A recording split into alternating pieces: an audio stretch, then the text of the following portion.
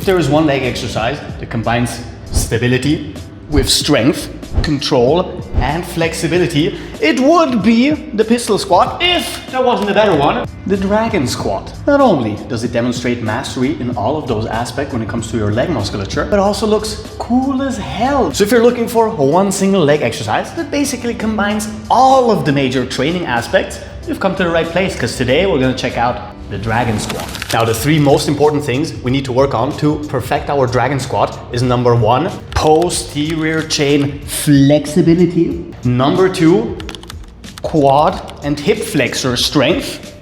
And number 3, perfect stability when standing on a single foot, especially while going through movement patterns and not just while standing statically.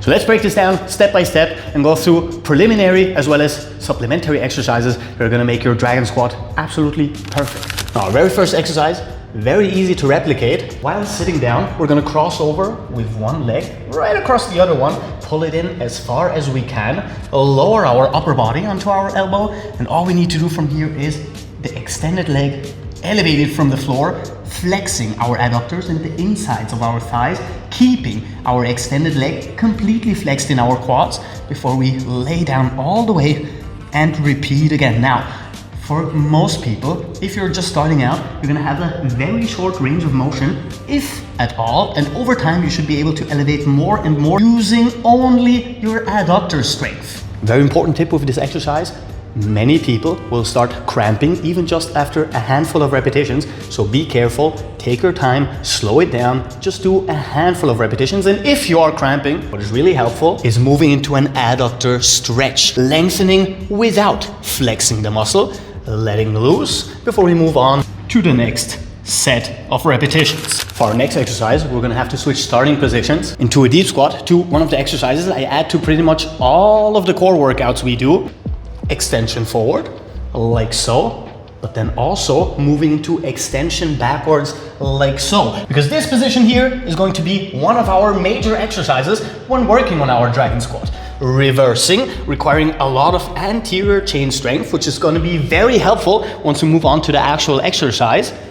And combining that with a tiny bit of mobility, a tiny bit of control, and the tiniest bit of stability for now, we're going to require for our ankles, our feet, and our legs to advance into a perfect dragon squat.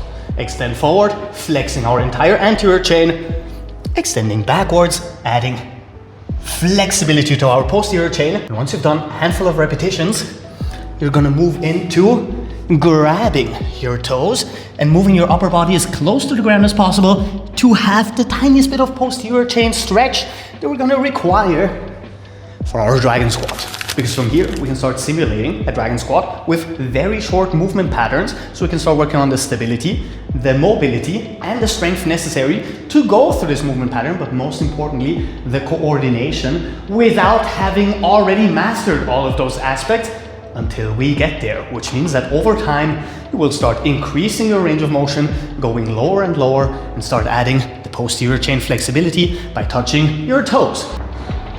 Move low, keep your balance, touch down, and repeat on the other side so you do not end up fully imbalanced like Quasimodo. Now we can start combining both strength as well as hip mobility with doing assisted dragons, simply crossing over and bring our hand down to the floor, extending all the way and grabbing our toes for maximum flexibility in our posterior chain.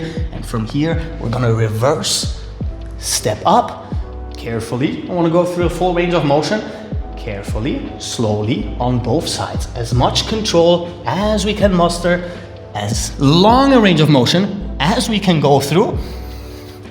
And adding the tiniest bit of stability by working on one foot only until we lower down all the way, hand on the floor, and cross over. What is also a very good tip is simply holding the lowest point, just like so, enjoying that stretch. We also have the tiniest bit of upper body strength improvement as well because of that push motion here before we move back. Now, I'm still working on regaining my dragon squat ability since my meniscus and ACL tear. So that means you can just copy exactly what I do.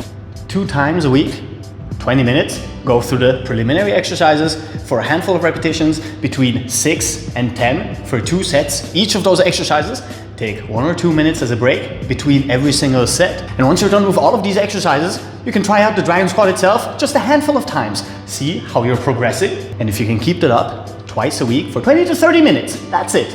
We're gonna be dragon squatting in no time. Maybe you'll surpass me, who knows? But with that said, if you like the video, and come on, subscribe, join us. There is nothing to lose, there is everything to gain. And I will hopefully see you very soon. Until then, Captain Cairo, peace out.